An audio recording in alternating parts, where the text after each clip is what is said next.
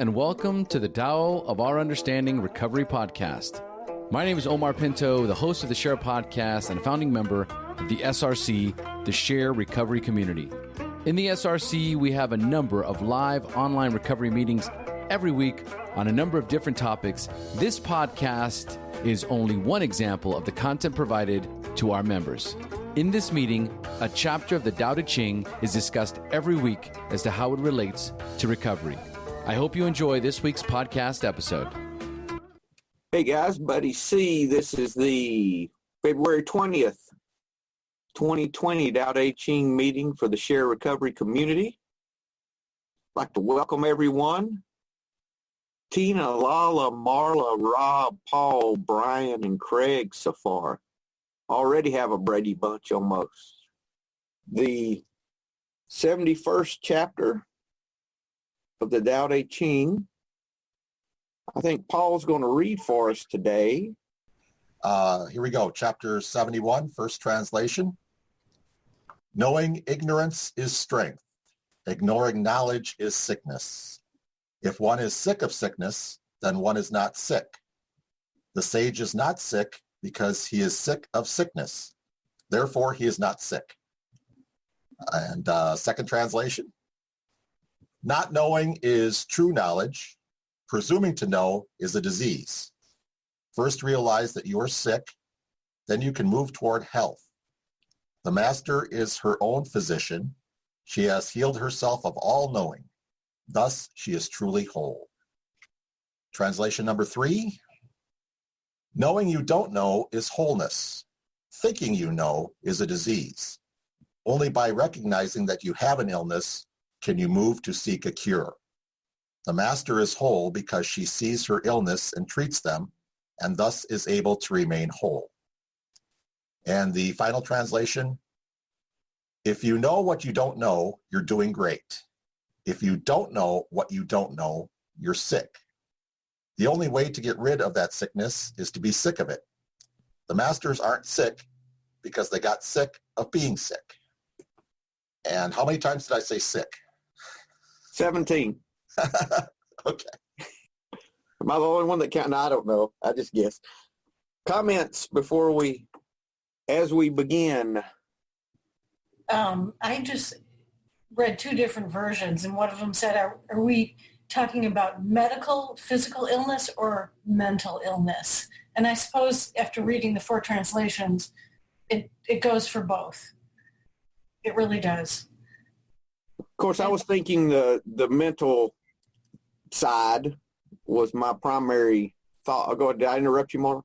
No, and I'm thinking, for me, I was thinking the physical part because in my history, I've dealt with people who have a chronic illness, MS, and we were trying to get them not to be the illness. Rather, they have the illness, but not to be it. Yeah. Yeah, I think they could have used a different word there. For both? Like, I don't know, confused. Sick seemed like Lao Tzu was turning into like a 17-year-old boy or something. It just seemed a little like of an immature word. Or maybe it was just, I think they could have used a different translation of. And he probably did, Lala. That's probably just the way it was translated for us, you know? I was thinking more along the lines of like character defects, rather than physical illness. I guess that relates to the mental part of it. Yeah, I definitely wasn't thinking physical illness. I was thinking of just the state of, in Buddhism, the state of confusion, thinking that you know things versus we really don't know anything.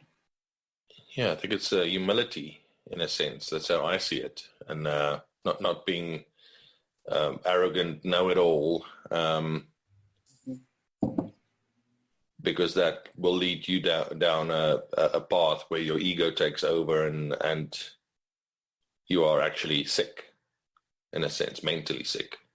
So I see it. And mental sickness does turn into physical sickness, the mind-body connection. So in that sense, I can see it being a physical. Craig, you have something? The translation by Victor Mayer. his takes out words like ignorance and kind of puts it in a little bit more stuff that we could understand. So his translation was, to realize that you do not understand is a virtue, not to realize that you do not understand is a defect. The reason why the sage has no defects is because he treats defects as defects. Thus, he has no defects. So looking at that translation for myself, to realize that I do not understand is a virtue. When I first came into recovery, I thought I knew everything that was wrong with me. I thought I knew everything about me, and I thought I knew what was best for me. It wasn't until I started working with everybody else that people will point out, like, you don't actually know as much as you think you know, and everything that you do think you know is probably wrong. So I had to recognize these as a defect, but not to realize that you don't understand it's a defect. You're living in a state of denial. So until I can actually accept the fact of what's going on and release and control, I see a lot of the first step in this by recognizing the fact that I now have a problem. I can now admit I'm powerless over alcohol, and I can see where my life is becoming unmanageable, and then I can take it from there to basically hand over my defects, or have somebody help me work on them. I don't think we're ever going to be free of these defects. I think just realizing the fact that we're human and we're always going to have these is a big part to this as well. So it's like the old AA saying, we're given a daily reprieve. I thought the victim there version was a bit more user friendly. Yeah.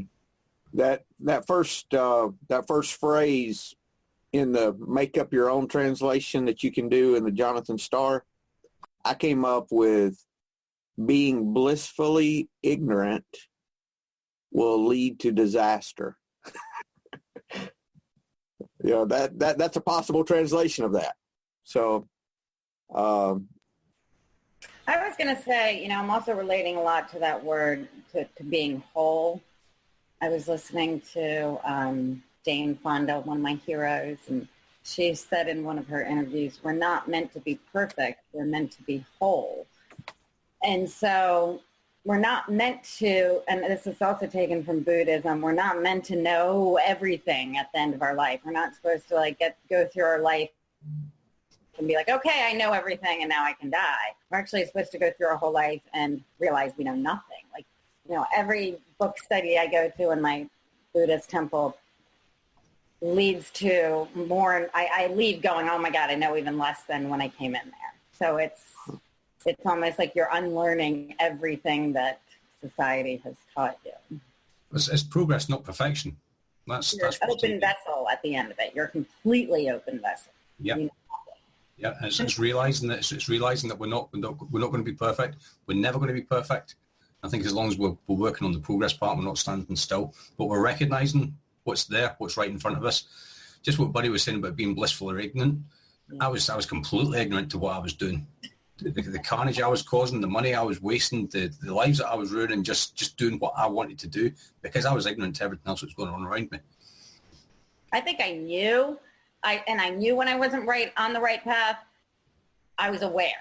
I was aware when I was not on the right path, but I chose to do it anyway. It was a choice. The ability to say, I do not know, or succumb to ego, to live in a vulnerable situation, was an idea I had with that. And that next phrase could be translated, by working through the pain, do we avoid pain?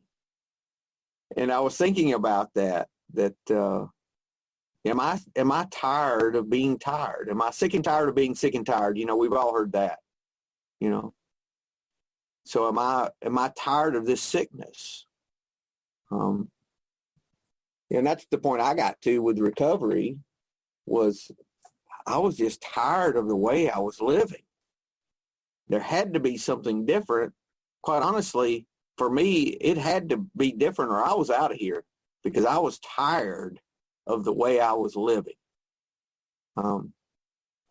This idea of approaching everything with not knowing is an interesting thing. I had an opportunity actually to do that last night. I went to the Soto Zen Buddhist Center in Atlanta for a meditation training, and they meditate with their eyes open. I'm like, what? How do you meditate with your eyes open?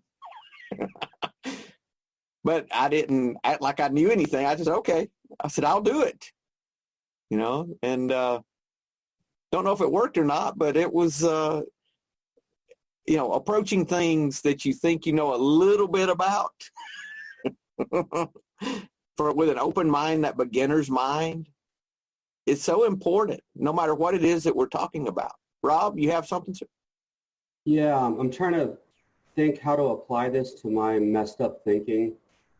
And every time that I would come up into a new situation, I think of when we were newly married and my wife wanted to start the family. And I'm like, no, we're not ready yet. And I actually could probably find it. I had a spreadsheet because I always spreadsheet everything and overanalyze it. And I figured out how much it was going to cost per day, per month, and, the whole thing in there. And I had to know everything, so I was prepared for it, so there were no surprises. I'm a project manager by trade. There's a finite number of things that you got to line up to get this thing done, whether it's a kid or whether it's, implementing something. And we got into it, and I think my problem, and it's just coming together for me now in recovery, is when I think I know everything, and then I find out I don't, like I know nothing, my whole sense of control is yanked out from underneath me. And now I'm crazy. I'm freaking crazy. We got blown away by diapers. I had no clue. I'd figured out how many diapers per day, and I was off by about 10. And those things were expensive. And then all the co-pays and everything else. I can just remember going through this. And then I've done this everything in my life. I'm going to go change careers. Well, now I'm going to be an accountant, which is bizarre. It's like, okay, I don't know anything because life's going to happen, and I just got to, I've got no control. I can pick out what I'm going to wear today, and that's about it if it's clean. So I could have used this about 40 years ago. It probably would have saved a lot of grief. You weren't ready for it, though, Rob. No, you weren't ready.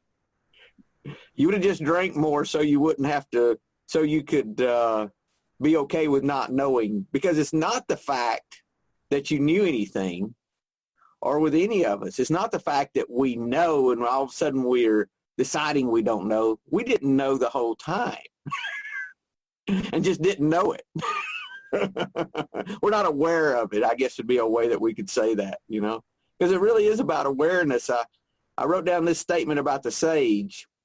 Well, about, I've always heard crazy people don't know they're crazy, If you think you're crazy, you're probably not crazy, right?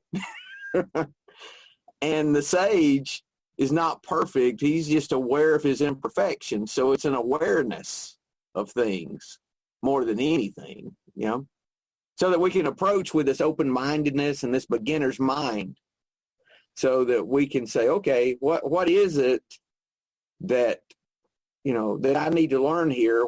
How is it that I'm not seeing this? And that openness, I think, is where that surrender and openness is where the gift is. Comments? I was thinking about the ways that I tolerate sickness in my life. Talking about application. For me, that would be bad TV, bad Netflix mostly, bad, sometimes lack of exercise, making the wrong decision in my eating. 7 deadly sins. Sloth, me. Yeah, for real, Lala. And how I tolerate sickness until it gets to the point that I can't tolerate it anymore. I get to that weight limit that's my maximum that I will tolerate, or the other things, that push me, and letting circumstances push me around instead of living a life free of sickness instead. It's exactly what I did in my recovery, and I still do that at times. I will tolerate so much lack of peace in my life. And I'll get disturbed to a point that, reminds me of the first 3 steps. If I have an area of my life I'm not turning over to the care of God, the 3rd step, I start having a lack of peace, which is the 2nd step, my insane thinking. And then if I let that stay long enough, it's going to end up in unmanageability. I'm going to see it out here some way. So for me, when I start getting that lack of peace, I know there's an area of my life I'm not turning over to God's care. There's somewhere I'm trying to run the show. And I will tolerate that sickness for so long. Comments? I'm going to bring up yoga. There's a term called avidya, and avidya means ignorance, willingful ignorance, which is, I think, relates a lot to this. Yeah, we accept these payoffs for our tolerating these sicknesses in our life that really are just poor substitutes for the real thing, I'm thinking about Oprah also, because a long time ago, I remember she was getting into the whole wellness area, and she was talking about when she would get sick or get a cold or something like that, and she would talk herself out of it. I don't have time for this. It's like, I'm not going to get sick. I don't have time for this. And she'd be healthy after that, which I thought, which works, actually. It works most of the time. Sometimes it doesn't, but I thought that was kind of cool. Yeah, the sage meets with no sick-mindedness since he recognizes he's sick of being sick. Therefore, he's free. Therefore, this is the secret of health, is that he does not tolerate foolishness anymore. Just like you're talking about with Oprah. This illusion that this sickness is going to give us something that we want, whether we're talking about, that'd be more of a mental thing, or sometimes it's physical. I knew someone who, if some family member of theirs was sick, they were going to be sick because they had to have the attention. It was apparent. And every time, if someone was in the hospital, they were in the hospital. And it was an odd thing, but what everyone realized was this person got sick because they had to have the attention too. And that's an extreme. But if we don't watch ourselves, we will accept this illusion of whatever this negativity is. Just think about the character defects in your life or the negativity that we tolerate because of the little payoffs that there are that are associated with those things. How much benefit we can get out of self-pity, for example, if we tolerate that in our life. Or the little rewards we get out of propping up negativity about another person, the payoffs for being the victim, all of those type things that, if we're not careful, will help us to accept these poor substitutes, these benefits for being sick. Paul, that Letting Go book talked a lot about this.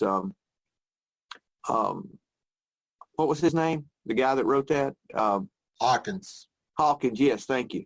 Yeah, I just got that in the mail. I'm loving it. Oh, it's good, isn't it? I wish you were still doing the podcast on that. It's like, so it's life. Yeah, that was a game changer for me, Lala, this year. And I'm just in the introduction.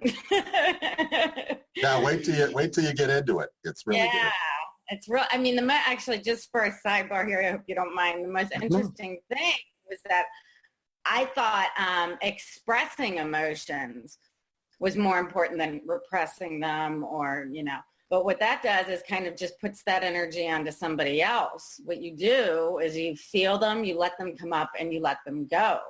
That was huge for me. I thought it was like, oh no, I need to show how I feel. But I guess innately I'd also been doing the right way. I thought the opposite, Lala. I thought, yes, I felt guilty for feeling the feelings. So, I mean, I was a man. I wasn't supposed to have feelings. That's just, I don't tolerate that, I'm angry at that person, and I'm not supposed to be angry, or I've got some other emotion that's more, that I would normally, I'm sad about this. I don't need to be sad. Well, for I'm supposed to accept this. I'm not supposed to be sad about it.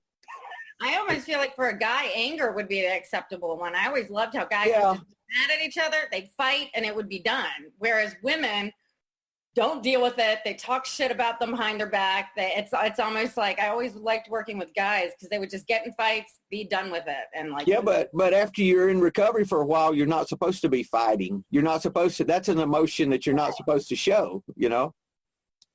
So you're mature now. You're spiritual. You're not supposed to have all of the. Right. All of a sudden, we're not supposed to be angry about anything. Okay. Right. Yeah. So when you start having these emotions, you're like, oh, I'm not supposed to feel that way now. If something's wrong, I don't need to feel that. It's almost the opposite because we quit drinking, so they all come up like. Exactly. Well, if I may, I was raised to not feel emotions. If I was sad about something, my parents would say, get over it. If I was mad at a sibling or something, they would say, get over it. Until, I got to the point where I just desensitized and stopped feeling anything. And even to this day, I think I have not thawed out completely.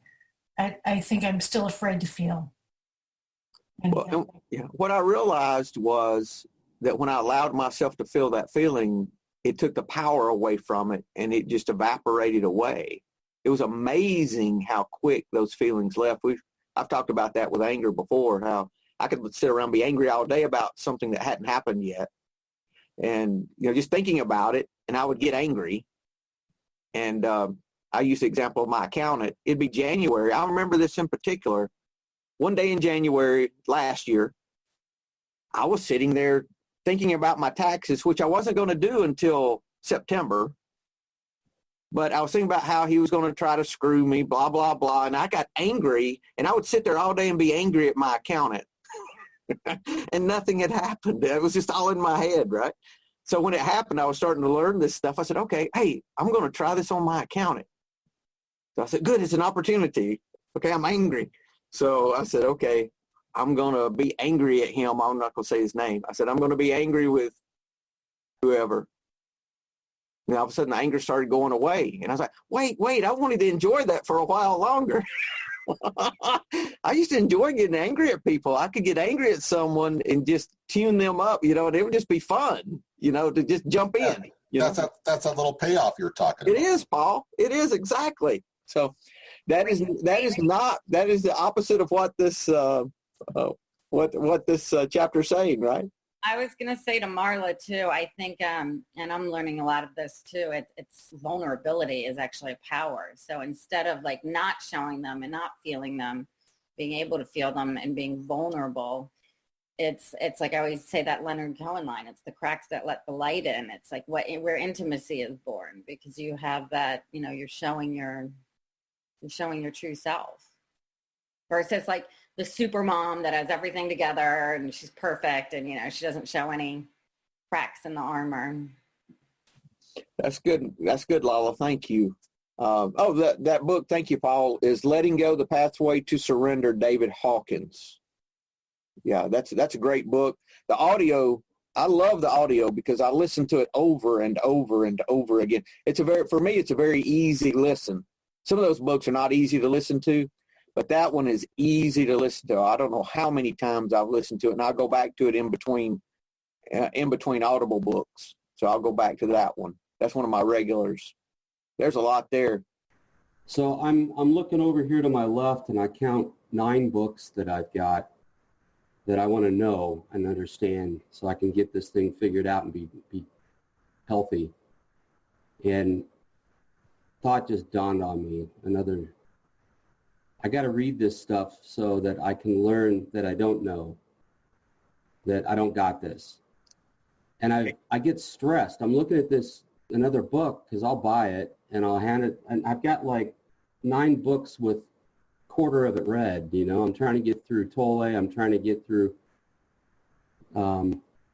Untethered Soul, and it's all this stuff. And I'm like, I got to get this figured out. Just like I got to be ready for a kid. I got to be ready for my career. I got to be ready. I got to get this figured out. I got to know everything. And even as I'm saying this, I'm stressed. I'm like, oh my word. So maybe I need to take a lesson from this and keep reading, but come in it from the fact that I have no clue what I'm doing. I got this, and I'm not screwed because I don't know. I'm actually healthier because I don't know. If you can take, for me, and I think the same thing. I'm sitting here, we're talking about not knowing, and I have my written with notes. I have 1, 2, 3, 4, 5 books here. Then I have more books, and my attitude has had to change from I'm reading so that from, I'm reading to educate myself, to know, to how can I hear this person? Am I listening for this person's experience in their book, which is different? How did this affect their life? What can I, just like in a meeting, if I go to a meeting with the idea that I'm going to tell these people how to do this, and then they can have the peace and joy that I have, or do I go to the meeting, do I open my heart, do I send love to everyone there, and do I say, God, how can I help these people? What can I do to be of help and service today? How can I share my experience in a way that will give them love today? How can I love them? That is totally different. So learning how to read something that interests you in a way that you're looking for their experience in their life, not instruction on, how to do this better. Does that make sense? Kind of? No, but it's okay.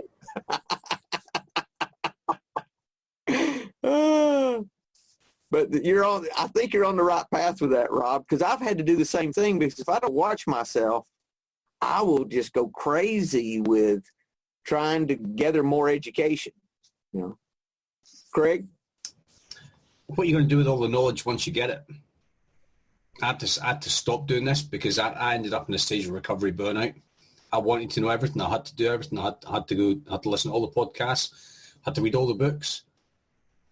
I had to know absolutely everything that was going on, and ended up just depressed and just at a stage where I had to go back to the doctor, and the doctor was like, stop. Just stop. You don't have to understand everything that's going on. You just have to understand the fact that it's going on, and this is what we can do about it. We can do things about it. We don't have to sit and read all the medical textbooks and everybody else's. What we're really going to do with somebody else's opinion on what's going on with me is completely different. Somebody's perception of what's going on with me could be completely different to what is actually going on with me. What I think is going on with me could be completely different to what's going on with me. But if you read all them books, if you manage to get through them all, you can let us know, so that way I don't have to sit and read them all. Jan? No, I'm also on a book buying spree, but I'm kind of letting them pile up on my shelves. And this time round, and Rob, maybe that's the way to do it. You don't have to read them all in 1 week and get through them and create anxiety. Just let them sit there and pick them up. And that's what I'm doing now. And read them when I feel I need to read them. But at least I know I've got them. Because I don't think it's about gathering intellectual knowledge about these things. It's about, in a sense, assimilating this into your own life. And you have to take time on these things. Otherwise, you're going to get what Craig said, burnout. And it's just becoming another addiction in a sense, almost. But I think there's so much knowledge, so much wisdom here and this the stuff that's recommended. But I also I'm on Amazon 3 times a week because every time I hear a recommendation, and I've got a whole shelf of books here. And but don't let it make you anxious. You're not cramming for an exam. That's my view. It's there. You can read it when you need to. And also, too, this is a great, thanks, Jan. This is a great example of how our approach to life with everything for me changed and continues to change. From this idea of when I was a kid and the new pinball machine came out, now I'm really dating myself, but we have some people here that played pinball machines. Were you the folks that when you walked up to the pinball machine, you were so excited, but you waited, you didn't put the quarter in, you read the instructions first? I was that guy. I read the instructions and I understood what I had to hit to get the points so I could get the high score. Okay, because you got to read the instructions to do that, right, Rob? Right. So I was so bad, and I'll date myself, that we didn't have internet way back in the Stone Age. And Pac-Man and Miss Pac-Man, I actually wrote away, there was a magazine, and I wrote away, sent a self-addressed stamped envelope for the hacks. Actually, I had the hacks mailed to me, not emailed. And I did get high score on both, by the way. I think it lasted for a week. I mean, was that not the point to win? It wasn't about enjoying the game. You had to win, no. Right? There was zero enjoyment, and about $300 later in quarters. Yeah, rock and roll. Yeah, so, but is this not a good example of how our entire approach to life starts to change? And what I did was I came into recovery and applied the same sickness to recovery that I applied to my Christianity, that I applied to my business, that I applied to my marriage, that I applied to my kid raising, to everything. I applied the same sickness, which was I have to learn everything I can learn. I have to know everything I can, not for any kind of enjoyment, but so I could be the best. That's my ego, my whole deal.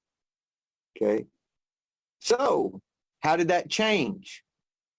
That's why it took me 6 years in and out of recovery before I learned how to be powerless.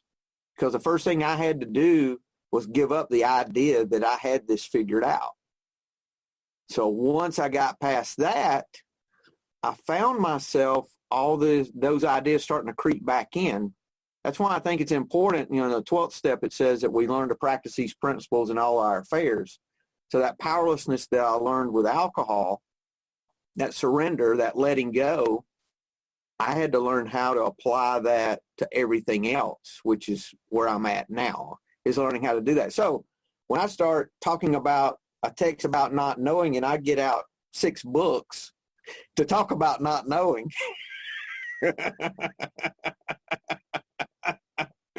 I still have a ways to go with that, right?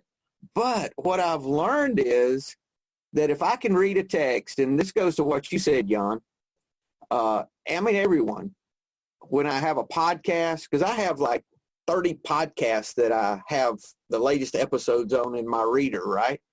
And I said, if I start listening to something and it's not speaking to me, like that intuitive, that I'm not getting something out of this, like on a spiritual level, I just skip it. I said, that's not speaking to me today. And I'll skip it, and I'll skip, and I'll skip. The same with books. I'll read something. I got a book not long ago on the Jesus Sutras, which is Taoism and Christianity and China. And I thought it was going to be really spiritual. And I got to read. I said, this just isn't for me. So I'm thumbing through it to see if I'm missing something, but I'm not sitting there getting every word. It's just not for me. It's not like I got to know all this. I don't have to add more knowledge. So it's taking that same approach of powerlessness that I really don't have the answer. And is there something spiritually speaking to me in what I'm reading, what I'm listening to? that's why I enjoy this meeting so much, and why we made this into a podcast is because we just got so much out of it. It wasn't that we were getting intellectual knowledge out of it, but there was a spiritual knowledge, understanding that after every meeting, I just felt lighter. I felt better. I felt at a better place spiritually, and learning that same. Now, in business, Rob, learning how to be okay with not knowing is so difficult for me. As y'all know, I've talked about, I'm starting a new business, and I have just taken my time with it, and my wife cannot stand it that I am not push like I normally am about everything. And I said, no, I'm not going to push this. I'm going to work it as it comes and just let it unfold. And it's happening. And it's incredible how it's happening in spite, of when I do push. It really is in spite of me, not because of me. So learning how to do that, Rob, is I think one of the gifts that we get from recovery is learning how to just let it go and go with the flow, that whole idea, Here's a Richard Rohr quote. The way you do anything is the way you do everything. That not knowing is truly our strength in this. And talking about Paul's thorn, the weaker I get, the stronger I become. That's part of this. It's not that we get so weak and then we understand and then we take it from there. It's truly the weaker we get, the stronger we are. That's that paradox of, I think, this whole not knowing. I think it's the same thing. And I made a note that maybe what we're doing is creating space, emptiness, so that we can see the real answer and get away from our intellect. I cannot tell you how many times I had a situation that I did not know the next thing to do, if it was in business or anything. And it really was not about knowing more when I took 5 minutes and sat quietly, maybe meditated, maybe just got my mind off of what was going on, that all of a sudden I knew the right answer. Paul? Yeah, I do that with my walking. If I get stuck on something at work, I'll just go out and go for a walk. And then it works every time. It's amazing. We're creating space for what we don't know. Yeah, exactly. Anyone else had experiences with that? If not, try it sometime. It really works. It really works. Maybe I can just add, from my side, I'm on a totally new journey as well. So, moved from provinces here in Canada, from a corporate job to being a stay-at-home dad, and I'm gone back to university learning to code and, on the spiritual journey. And I have to fight the kind of expectations that I think society wants of me, of being the man and, having a job. And everybody asks me, so what do you do? And, that kind of thing. And not letting that get to me and just going with the flow and trusting God and the universe that, it will reveal to me what the next steps would be. And I'm really enjoying it this time around. I feel that there's not that anxiety that, I have to go out, and I'm spending time with my kids. I'm helping in the household because my wife is studying and she's got a very hectic schedule, and I'm just being in a sense for once in my life, and not feeling that it's go and I need to do all these things. And it's a luxury as well, because we don't need financially to do that at this stage. But so I have to add that, and I'm grateful for that, because it's a gift from God that I can do that. But yeah, it's kind of liberating just to say, well, look, I'm going to see where this journey takes me. And I don't care what other people think. I'm a man in my 40s. I'm unemployed at the moment. And I don't have to live up to some expectation of society as to what society thinks I need to be. If I want to go and work at the drive-thru or become a greeter at Walmart, I'll do that. Hey, Jan, have you moved yet from making excuses to proudly saying what you? I bet at first you had to make that transition at some point. Yeah, I'm on a sabbatical, but now I'm unemployed. That's good, man. That's good. Because I imagine you were making all of these excuses at first. Oh, well, you know. Yeah, I'm in between, And the more excuses you make, the worse it sounds, right? So the best is I'm a stay-at-home dad. That's the end of the conversation. Yeah.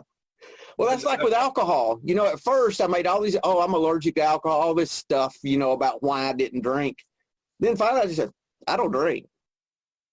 And everybody stopped asking. When I stopped defending, people stopped asking. It was amazing how that happened. When I was trying to defend, people was still trying to attack. Well, you sure you don't? When I just said, no, I don't drink. Okay. And that was the end of the conversation. I was like amazed. That's good. That's good. So this blows my mind again. I am not a label. I can't define my world by labeling it, and I can't play with all the other people who are insane and try to label it to understand it. This is a whole untethered piece. I'm a guy that doesn't drink, who's gotten a second chance, who is just trying to be a better human and figure out why I'm here in this 24-hour period.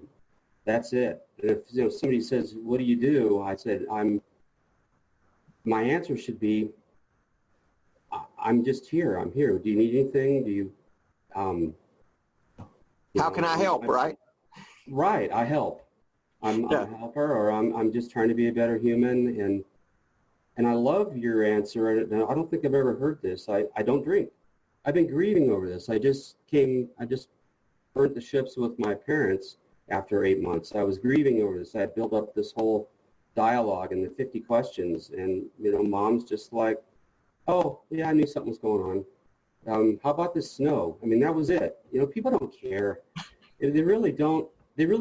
She had no questions, and I've talked to her since. She hasn't had one question since. And I thought, and I thought the trumpets were going to blare, and I was going to get on Oprah or something for this great, thing that I did. And I mean, everything. If I would just stop when I'm getting anxious, I was tearing apart a motorcycle and I was getting crazy because I didn't know what I was doing. I was afraid I was going to break it. If I would just do the opposite, the only thing the biggest thing that Tao's taught me is take everything I know, flip it on its head. And then that's probably the answer. Agreed, Rob. That's good stuff. I do want to talk about Wayne Dyer for a minute, but we haven't heard from Brian or Tina. Either one of y'all have anything today? Y'all good? Okay, I just want to make sure we don't leave you out. Okay. I know Tina usually takes in everything and then she has words of wisdom at the end. So I just want to make sure she gets her words of wisdom in if she has anything, if you're listening, Tina. Just before we move on, Rob sent me a picture of his bike and it did look broken. It's back together now. It actually was fixed. I'm going out and riding with Rob. Well, my wife doesn't listen, so I can say that. I hope I come out this summer and ride. And we're not talking 50 miles. We're talking. No, we're not. We're going to we'll do a butt burner, Rob. We'll do something. If y'all don't know what a butt burner is, look that up. It's a IBR. No. Wasn't that Brokeback Mountain? No, none of that, Craig. That's why I said look it up. It's that's not a book that I want to get. It's not a book. 1,000 miles in 24 hours. You don't want to Google butt burner. You won't get good results with that. It's 1,000 miles in 24 hours. Right. So. There's a good book that I'm going to re-pick back up called The Zen of Motorcycle Maintenance.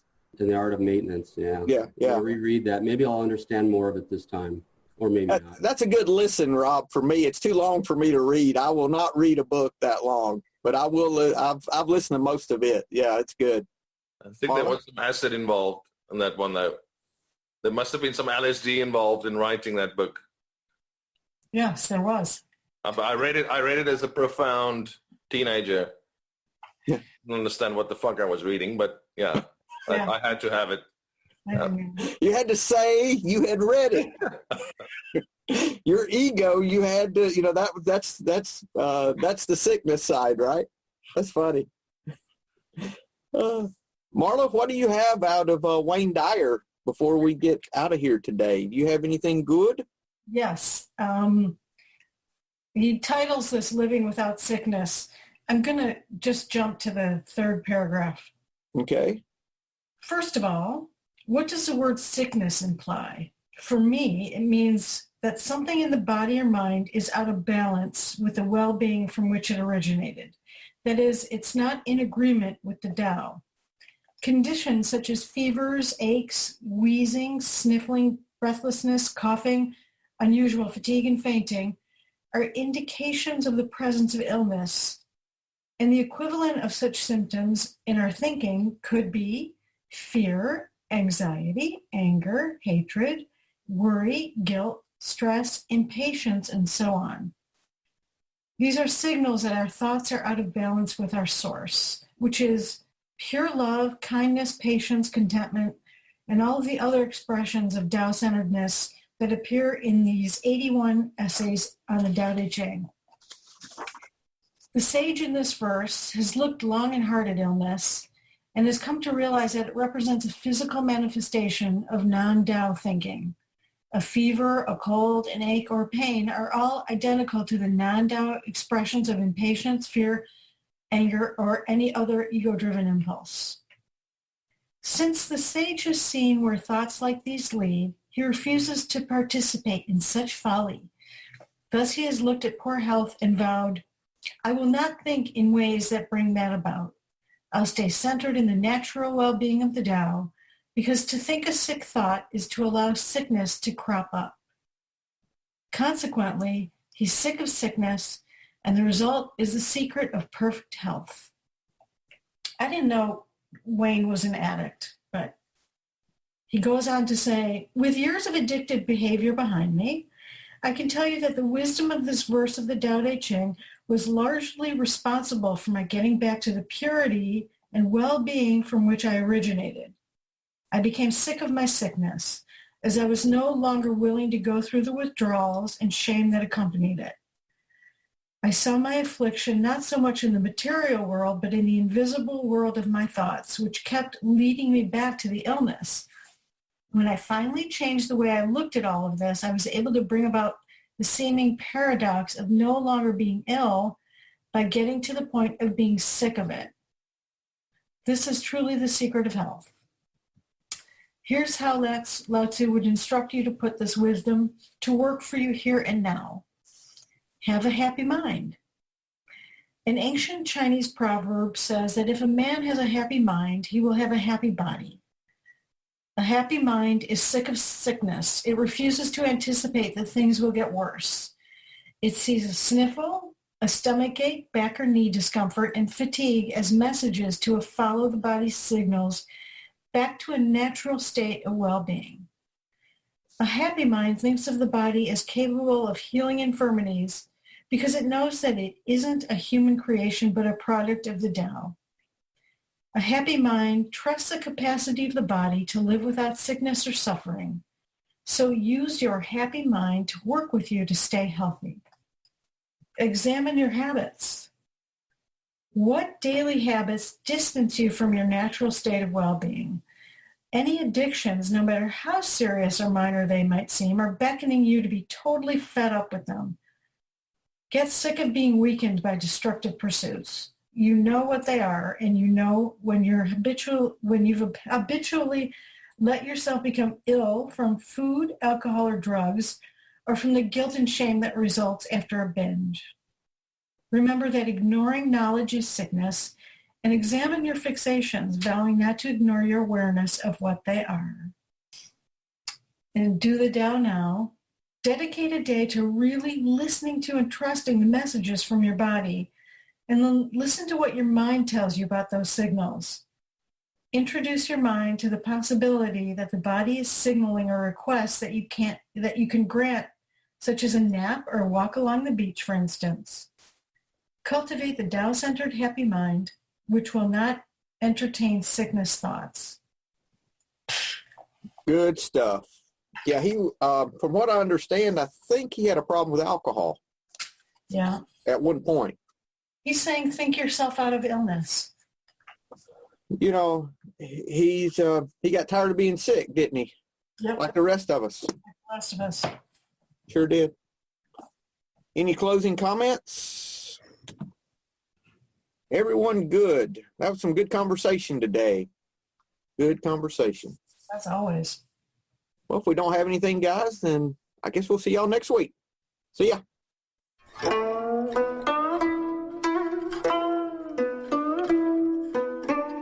Thank you for listening to the Tao of Our Understanding Recovery Podcast. For more information about the SRC, go to theshairpodcast.com. Shair is spelled SHAIR, and look for the Shair Recovery Community link.